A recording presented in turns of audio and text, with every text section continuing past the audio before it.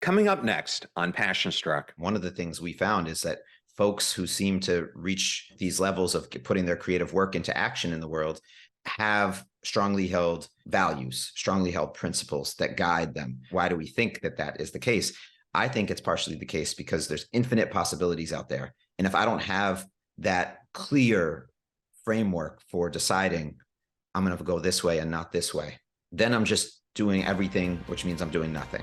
Welcome to Passion Struck. Hi, I'm your host, John R. Miles, and on the show, we decipher the secrets, tips, and guidance of the world's most inspiring people and turn their wisdom into practical advice for you and those around you. Our mission is to help you unlock the power of intentionality so that you can become the best version of yourself. If you're new to the show, I offer advice and answer listener questions on Fridays. We have long-form interviews the rest of the week with guests ranging from astronauts to authors, CEOs, creators, innovators, scientists, military leaders, visionaries, and athletes. Now, let's go out there and become Passion Struck.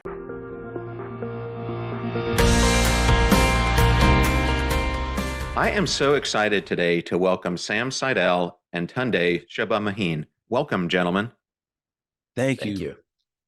Well, and we are here to discuss your great new book, Creative Hustle, which I'm going to tell the audience I absolutely loved. And I'm going to just put it up here just for a second because what I love about it are all these pictures and everything and illustrations that they have that help augment and support and complement everything that we're going to be talking about here today. But before we jump into this book, I always like to give the audience a chance to get to know the guest. And Tunde, I have to tell you, when I was growing up, my mom told me this story that she had this Volkswagen Bug. And one time she and I were driving down the highway in it. And I guess I was a baby and it would have been in Rochester, New York. And she hit this thing of ice and she started to spin out of control and thought her life and mine were potentially over when she ended up facing oncoming traffic and everything turned out to be okay. But I understand you have your own Volkswagen Bug story.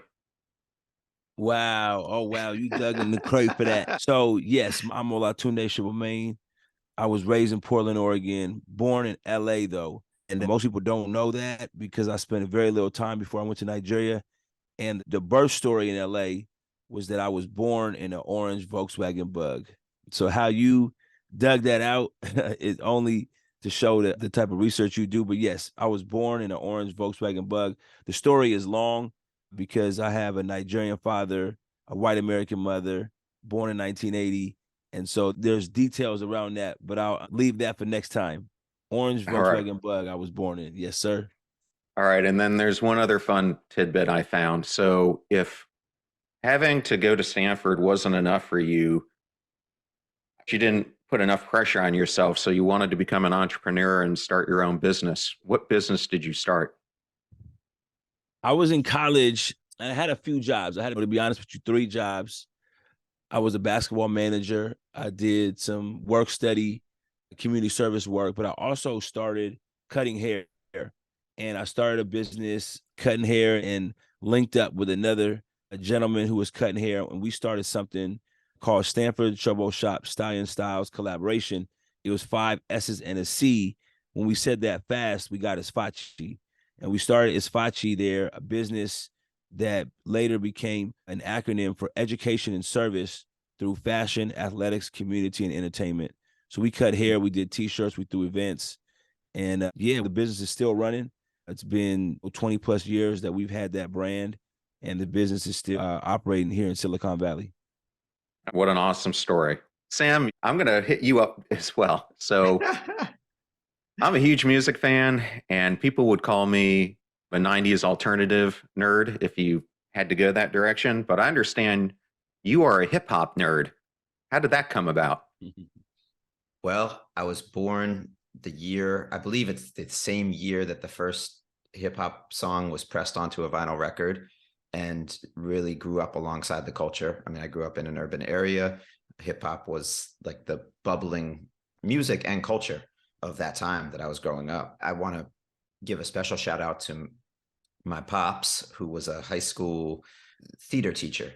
and in the way that I think good teachers do, listen to his students. So his students recommended some records early on. So the first one I remember is Grandmaster Flash and the Furious Five's record, The Message, him bringing that home on vinyl because one of his students had said, you really need to check this out. And then the next one was the Beat Street soundtrack, the soundtrack for the movie Beat Street. And those were just hugely influential and started a love of the music and connection to the culture that has continued throughout my life. Yeah, and you even wrote a book about it. So there you go.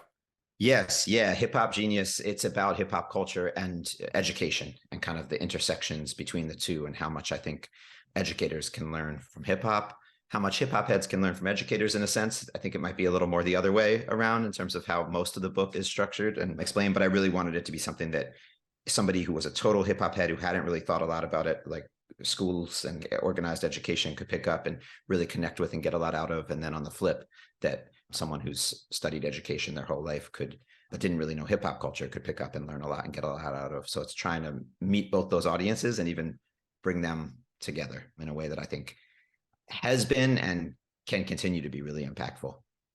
Well, that's great. And I understand that you both have a huge philanthropic heart. Sam, as you and I discussed prior to getting on the show today, I've recently had on two other DSchool professors on the show, Jeremy Utley, who wrote the book Idea Flow, and more recently, Charlotte Burgess Auburn, who wrote Why You Need a Manifesto in a similar style to your book. If the listener is not familiar with the DSchool, can you explain what it is and how it differs from other design schools? Sure. And Tunde, please, of the two of us, I'm the one who works at the DSchool full time. So I'll take on the first part of the answer, but I always love hearing Tunde talk about the DSchool because I think it's how you've seen and experienced it through your relationship. Tunde is, I think, equally shines a different angle of light, but an equally important angle of light on it. The DSchool is an institute within Stanford University that exists to inspire and instill creative confidence in everyone who comes into contact with the place. So that certainly includes, but is not limited to, Stanford students. And one of the ways that we've worked over the last many years is to work with folks in particular sectors. So for instance, I came to the DSchool to be co-director of our K-12 lab. So it's a whole lab that focuses specifically on elementary, middle, and high school students, teachers, school leaders, district leaders, philanthropists, anyone who's working on families, anyone who's working in that area and bringing that creative confidence to that sector. Speaking of the conversation we were just having, some of the long-standing injustices that have existed in that sector, right? But we have another program, University Innovation Fellows, that looks at the same thing in higher ed, not just at Stanford University, but all over the world.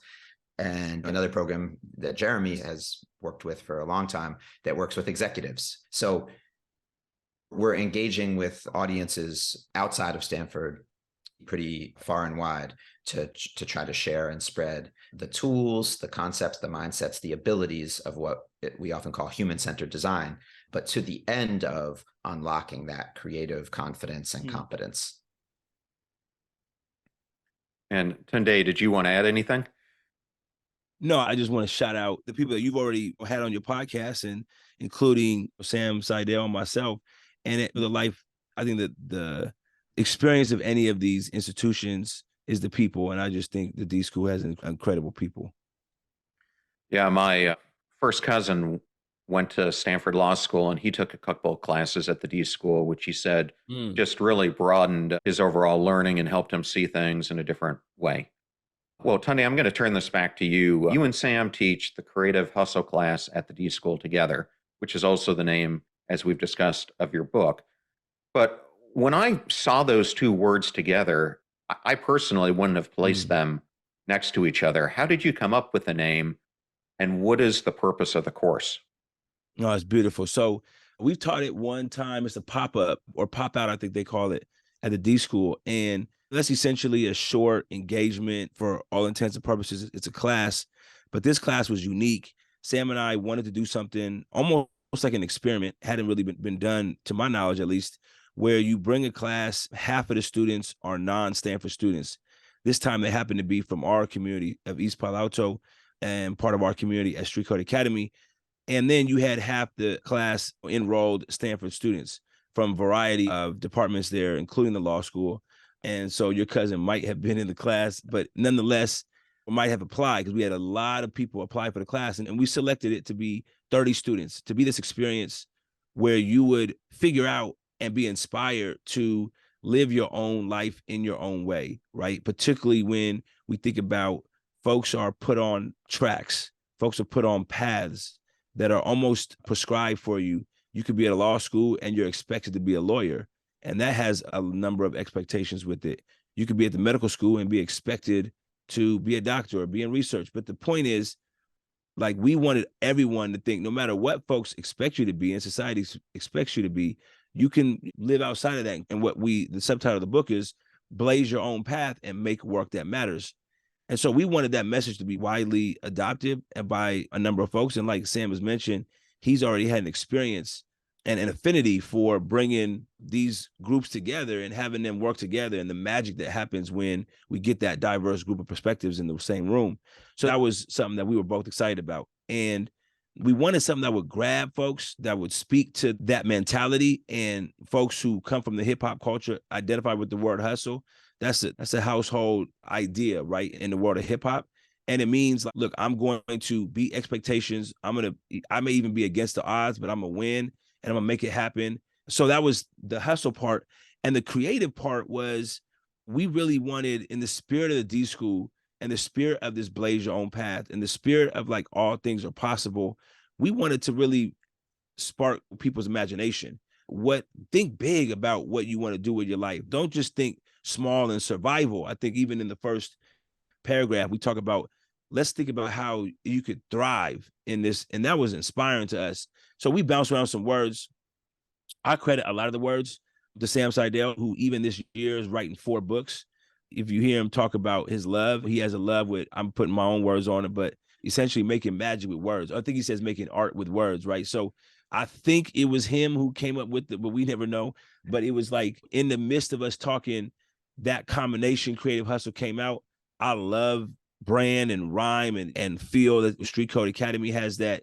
Espachi, I mentioned earlier, has that ring. So I love things that kind of stick with you and hit you right when you hear them. And so when Creative Hustle came to the surface in our conversation, we were like, that's it. We never knew it would be a book. We never knew it would be an artistic and beautiful book like the one that you so generously showed the audience. And so that credit goes to a number of folks. We talked about Charlotte earlier, but also Scott Dorley and a number of folks from the DSchool. But the idea of Creative Hustle came from Sam and I's intention to really serve the community that we know and love. Yeah, it's interesting. I have my own book eventually coming out. You know how the publishing world is, so I'm waiting on the date they're going to give me. Thank you.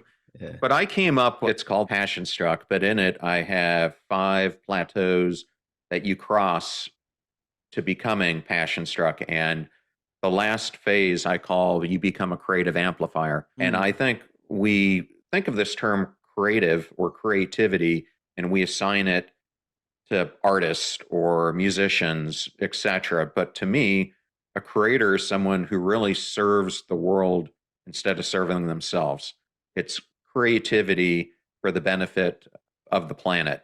And when you can amplify that, it can create huge, profound difference. So just thought I'd throw that out there. Well, I'm going to give a shout out to your publisher, 10 Speed Press, because I think they have done a great job with this book. And Sam, I'm going to ask you, what inspired you to take the approach that you took in the book?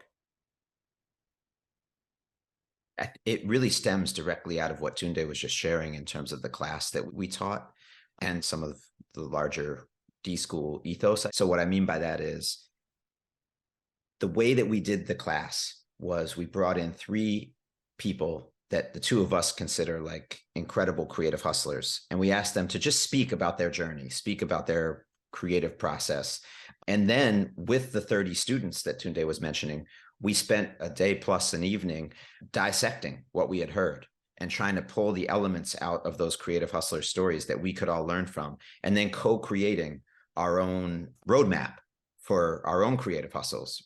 And that became this kind of canvas, we called it, that had us trying to unpack what some of the gifts that we have to offer the world are on one side, and then some of the goals of what we're trying to do in the world on the other side, and then thinking about how to move across that canvas from those gifts that we have to offer to those goals. When we received the invitation to create a book, I think our natural disposition was, how do we take that experience that felt really powerful and transformative in that room with 32 of us, including the two of us, and cram it into this little form factor. It's not a big object. So it's a challenge to say, how do you get all of that in? So we really structured the book almost exactly like the class.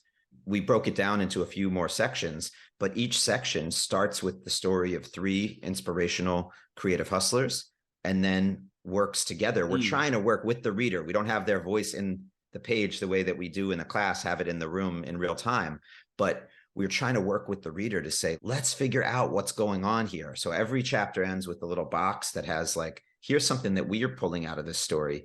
And then each section, after the 3 stories of the creative hustlers, we get into an activity and we actually ask you to turn the book sideways. Like, this is something different happening here at this point, because we're asking you to become the author and as the reader. And we walk people through an evolved version of that very same activity that we did in the first class.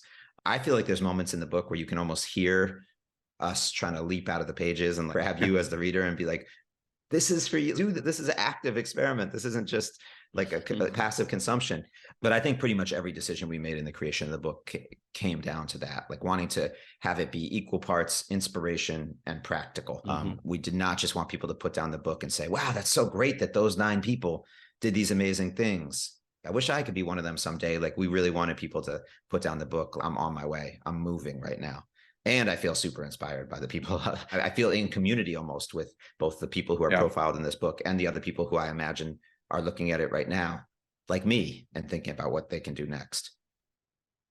Well, I think you both did an excellent job doing that. And Tunde, I'm going to turn back to you. You start out the book by acknowledging, rightly so, that so much of our world is predetermined for us, where we're born, our parents, our zip code, even what side of the poverty line we're born into. How do you go about uncovering your gifts and goals when you have that predisposition?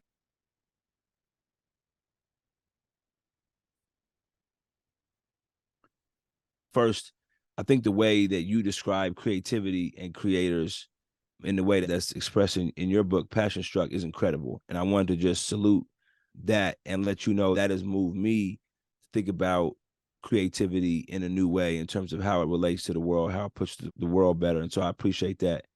And then Sam, the way you describe the book and you talk about this equally part inspirational and equal part practical, I just wanted to give the reader a taste of that by reading one of those. I don't know, Sam, if you can poke your head around as I answer this question and see if maybe you can read one of those prompts that express that. I think it's really powerful for your listeners to hear how that comes across in the book. But in terms of like how people don't get unstuck from the path that they were put in, I don't have a profound answer other than our experience doing this hundreds of times have shown me that just simply giving space and time for us to ask the question does a whole lot. I'm not going to say it is the answer to everything, but I know it starts for us. Sam talked about the DSchool is to inspire creative confidence. And what that does, just when you have confidence, at Streetco, we start with mindsets. What just happens when your mindset changes, when your focus changes? When we pull out this canvas that was mentioned, I'll give your readers a look of the canvas. For those of you that can see it, I'm holding up one of the canvases that I created this week, my gifts to goals. And it has a number of my gifts and my goals and my principles, people, and practice that will help me get there. And I feel stuck. I wrestle with being stuck in the things that I am prescribed. And so just asking those questions and allowing me to think outside the box gives me space to now get unstuck. Oh, you really like doing these workshops. Maybe you want to do these around the world. I never knew that till I got space to think about what do I actually want to do. And so on my goals, I say I want to be one of the best workshop leaders. And then I mentioned it as we were talking about different things, and I talked about a desire of mine that had been held on for a long time, but allows me to hold on to that, where I want a book dedicated to me. I've now written a book and never thought I would ever do that. And I appreciate Sam Seidel and Charlotte Burgess Osborne, as you mentioned, and Scott Dorley for selecting us to write that book. But also I want to have a book dedicated to me. I've always wanted that, right? This exercise gave me a reason to put down those goals again. And so just the time and the space for someone who believes that it's possible to ask you, what do you want to get done, begins to unlock. Doesn't necessarily do the whole work, right? Because we talk about imagination plus action.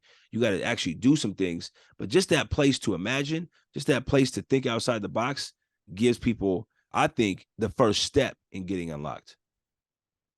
Well, if I can jump in there, I'm glad you brought all that up because really the sole purpose of this podcast is to try to help people learn how to be unstuck. How do you go from being stuck to passion struck? And I think there are just so many billions of people out there right now who feel lonely, hopeless, bored, broken, battered, whatever word you want to use, and they don't know how to get out of it. And that is precisely why I wanted to have you two gentlemen on the show, because I think your book, in a very easily digestible way, gives some great guidance on how you do that with some inspiring stories that, as Sam said, you interweave throughout the book, which I'm going to jump to right now. But the whole thing that I found is that you do it by living your life intentionally. You've got to make those choices every single day. And as we'll talk to later on in the book, you have a great quote by Aristotle in it about you become what you constantly do. And that's what intentionality is all about. So, Sam, I'm going to turn this back to you now. And as I mentioned throughout the book, you interweave these different individuals into the chapters. And chapter 1 is on why principles matter so much in your life. And my question for you is, why do you believe the best creative hustlers choose their beliefs deliberately? And why does this matter? Well, part of the answer to this is that we've learned it by talking to a lot of creative hustlers and trying to find the common elements from their stories. I mean, we're talking about super diverse people racially and culturally in terms of age, gender identity, geography, and what discipline they work in, right? We're like you, we're not limiting creativity to the fine arts or the arts or anything like that. We've got politicians in here. We've got community activists in here. We've got chefs in here. We've got marketing executives in here. So talking to all of them, there's a lot of difference in what they describe, but there's also a lot of similarity. And one of the things we found is that folks who seem to reach these levels of putting their creative work into action in the world have strongly held values, strongly held principles that guide them.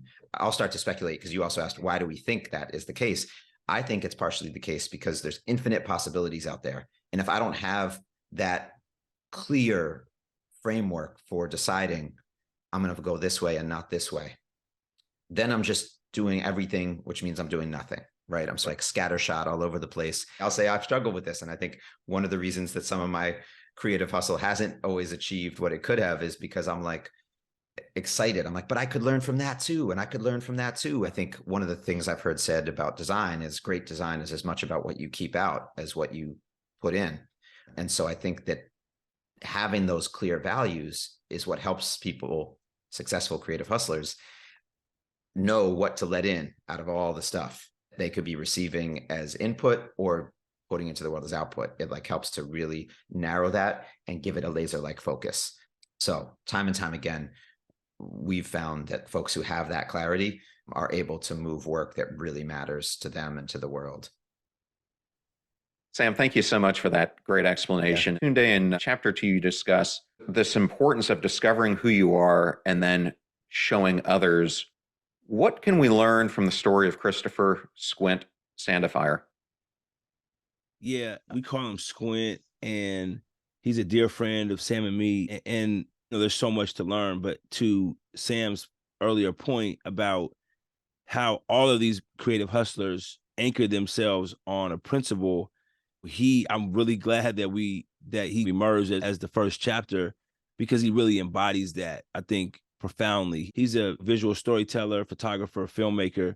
And so there are a lot of avenues he can go. And I've been behind the scenes with him on many of these opportunities to go left, right, or et cetera. And I've seen him, to Sam's point, leave out a lot. I've seen him say no to a lot. And I've seen him say yes to some very oddly peculiar type of opportunities. And when you dig into like, why did you say yes? And why did you say no to all these other things? And he gives you the simple answer that it's about what he loves. It's about love. It's centered around the kind of message he wants to put out into the world, the kind of people he wants to be around, the kind of efforts he wants to endorse. It's like, oh, you got to buy something different. I always look at the contract. I look at the bottom. What kind of money is going to be made from this exchange? I look at how many listeners are going to be hearing this message if I spend this hour on the podcast. I'm looking at these metrics that I've just been create a pattern around. And I too have a strong sense of who we're aligned with. And I'm honored to do things with Sam Seidel. It's a joy to be in the process and meet incredible folks like you. And so I have that too, but he has that so deeply rooted as a center. And so we talk about in the book how he does that, right? And the brand that he has made about himself and the way he thinks about himself. And because he's born on Valentine's Day, because his parents have told him, you're put on this earth to love, he's adopted that idea and said, everything I do is going to be about love. And as he takes photos and he finds himself being moved by something other than love, he wants to get back to that root. And he wants his shots to capture the intimacy and the authenticity that comes from loving that person, loving their work, loving the activity, loving the moment through his lens, right? So he wears red every day. He gave himself a nickname. We know him as Squint. That talks about his perspective and kind of the value behind that. And then also he wears red to remind himself of that value of love. And so we talk about it in the chapter and then ask readers at the end. I don't know if you have it pulled up, Sam. Maybe you can read that. Yeah, but at the end, we ask readers, what's your way of doing that? Do you mind, John, if Sam reads that little story? No, that's fine. Yeah. Hey, it's your interview. I think it's 3 or 4 sentences here. As I mentioned earlier, each chapter ends with us trying to make sure that we're pulling some practical either tips or prompts out of a really inspiring story to help readers move from inspiration to action. So this one is called Inspired by Squint. Squint uses his nickname to remind himself of his unique perspective, and he wears the color red to remember to lead with love. Can you come up with an outward manifestation that exemplifies your principles? Perhaps you come up with a new nickname for yourself. Carry a certain totem in your pocket every day. Change the backdrop of your smartphone, or add a message to the cover of your notebook. Experiment to find what is right for you.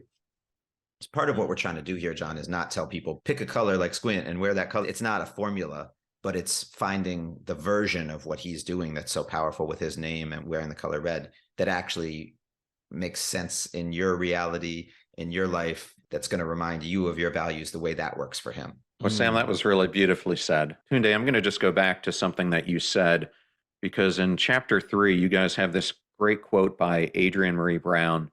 And I'm not going to read the whole quote, but the first line of it is, your no makes the way for your yes. And one of the most popular podcasts that I've done, and I do a solo podcast every Friday, I did one on, we say yes to everything in our lives, but we forget that sometimes saying no is what really allows us to be intentional in doing the things that are going to take us to where we need to go. Because when you say yes to everything, you're saying no to nothing. And you just get overwhelmed with the enormity of it. And so, Sam, I think I'm going to pass this over to you, but why do you think this is such an important principle? And how did author and TV broadcaster Ayesha Curry learn how to base both her personal and professional choices on her core principles and learning from that quote that I just mentioned? Yeah, thank you for pulling that quote out, because I think it is relevant to something we were just talking about, right? It comes back to that point about what you keep out and what you let in. Ayesha Curry just beautifully articulated that in our time with her. And she talked about going to see Michelle Obama speak. I believe that's where this kind of like the seed formed for her. And Michelle Obama said learning to say no was the biggest lesson she had learned. And so she started talking about how she's carried that into her life and how much it's transformed her creative practice and what she puts in the world. And yeah, we found that both the principle, but also the particulars of the story and how she's manifested it and what it opened up for her to be really inspiring. So we tried to capture that and then around that same time, Adrienne Marie Brown's, it's a book, an anthology. It has writing by a bunch of authors, but she's one of the editors. And that quote was in that book. And it just felt like it was so fitting for what Aisha Curry had shared with us. So that was how that ended up being like the lead pull-out quote in that chapter. If you want to share more specifics about Aisha's story that stood out to you, but that's a thread that runs through what we were just talking about, the quote you shared, John, and then what Aisha shared with us. Well, I'm going to jump into chapter 4 today. And speaking of quotes, you give an amazing one by Martin Luther King, where he says, "Courage breeds creative self affirmation. Cowardice produces destructive self abnegation." And I recently did an episode on what it means to be a person of courage, because I think we get bravery and courage really mixed up. What can we learn about this from the story of rapper and school founder T.C. Ellis?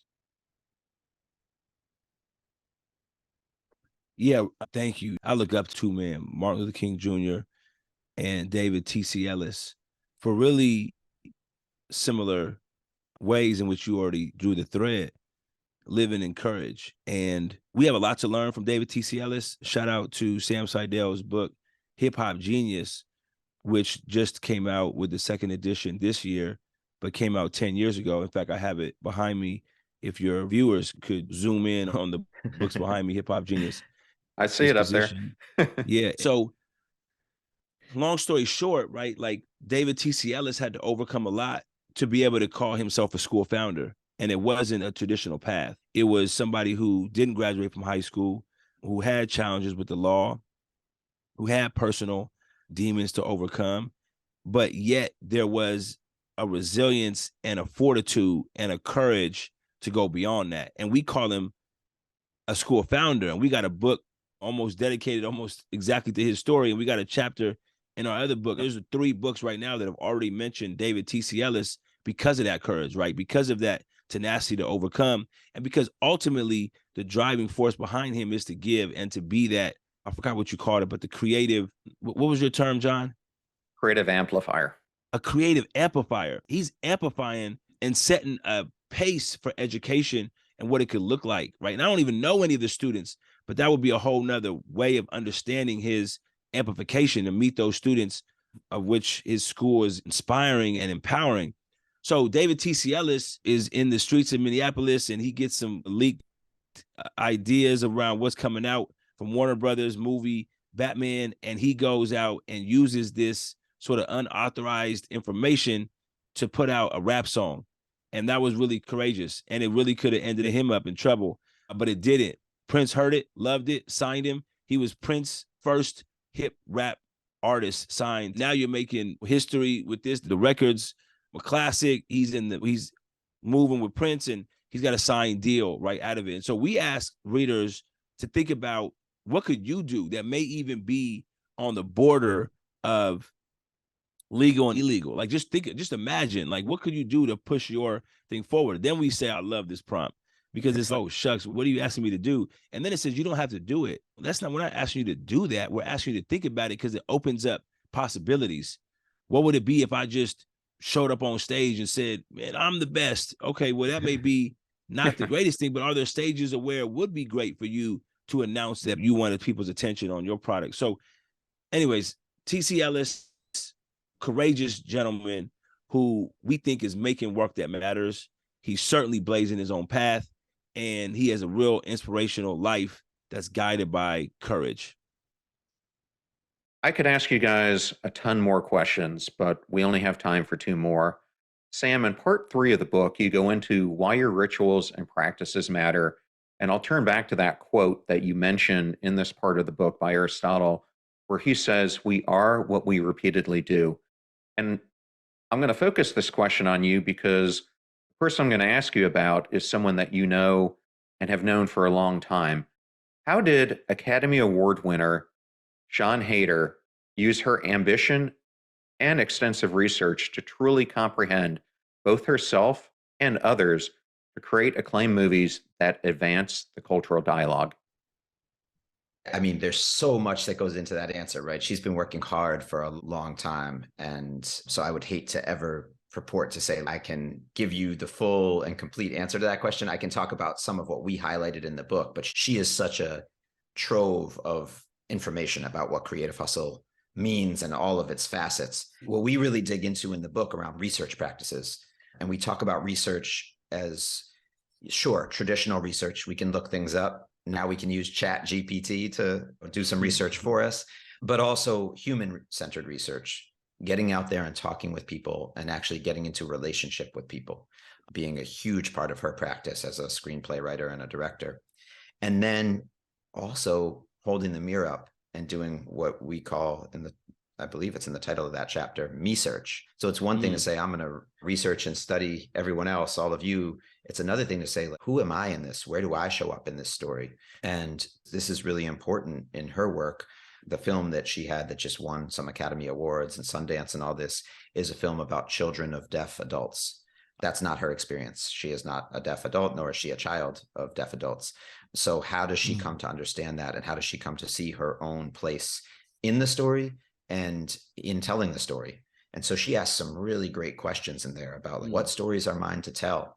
And if I'm telling stories, what's my role in doing so properly and with respect for the folks whose stories I'm sharing? There's not easy answers to those questions. She does provide some very specific things that she did, just for folks who are interested in how she went about creating such a film.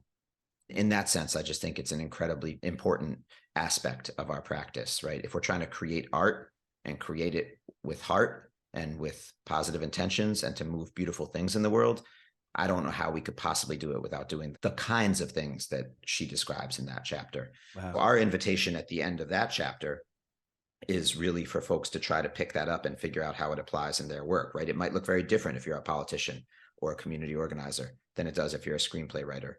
But we ask, what are the tough personal and interpersonal questions facing you? How could learning more about yourself and others allow you to show up more fully and contribute stronger to the world? So that's the way we're cracking open the question and trying to make it universal, no matter what someone's creative hustle might be. Okay. And then my last question, and I hope you can each give a short answer to it, is what do you hope readers take away from this book, and how will it help contribute to the greater good of society? And Tunde, why don't you go first? I'll keep it very short. Blaze your own path and make work that matters. That is a very internal place. We want readers to know and chase what's right for them. And I get encouraged. I was just with a friend of mine that we've known for 20 years, and I told him the subtitle of the book. That's how I aim to live, right? And I want that for my children. I want that for my loved ones. I want that for each of you. I want that for the world, to blaze their own path and know you could do it and live with others, of course, live within our current constructs, of course, and also push to find your own way. I love that. And then make work that matters is how we didn't say make work that makes money. We didn't say make work that is generational wealth. And those things are important. But we said, and we put first, make work that matters. So what we care about in your gifts, in your goals, is that the world is a better place. Blaze your own path in it. And so that's how we want to see the world better, is because we're asking people to make work that matters. Okay. That's an incredible answer. And then Sam, I'll ask you to answer the same question. Well, I mean, I agree with you. That is the answer to me. What I'll say is we also want people to feel the vibe. So when we talk Creative Hustle as a class, when we lead it as workshops, like, you come in, there's music playing.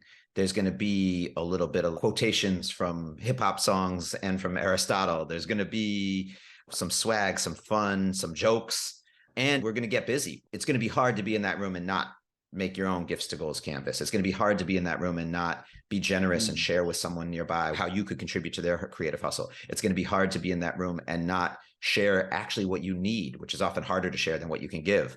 What I want, in addition to what Tunde phrased perfectly, and I couldn't add anything to in terms of kind of the content or the message, is for people to feel all of that when they are holding this book, through the beautiful art by Squint and Hope Meng, through the words that Tunde and I put down, through the stories of the creative hustlers we profile, and the students who we share some stories about. We want you, when you pick up this book, to feel all of that.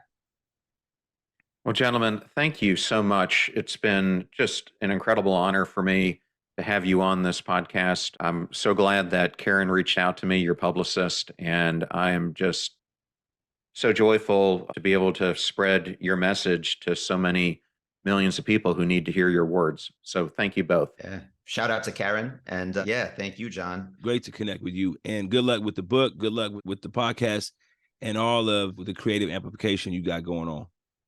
Thank you so much for that. I thoroughly enjoyed that interview with Tunde and Sam, and I wanted to thank Sam and Tunde, Penguin Random House, and Stanford DSchool for the honor and privilege of having them appear on today's show. You're about to hear the preview for a very special interview that I did with Dr. Marshall Goldsmith, who has been consistently ranked as the top executive coach and one of the top 10 business thinkers in the world. We discuss his latest New York Times bestselling book, The Earned Life. The people listening to us right now tend to be focused on ambition and achievement. They tend to be goal achievers. They're listening to learn things and hopefully help them achieve more. And one of the things I talk about that's very important in the earned life is never become addicted to results and never place your value as a human being based on results. That's always a mistake for two reasons. One, you don't control the results. And two, how much long-term peace and happiness do you get after you achieve the results? A day, a week? Remember, we rise by lifting others, so please share the show with those that you love. If you found today's episode on creativity useful, then share it with those that you love and care about. In the meantime, do your best to apply what you hear on the show so that you can live what you listen. And until next time, live life passion-struck.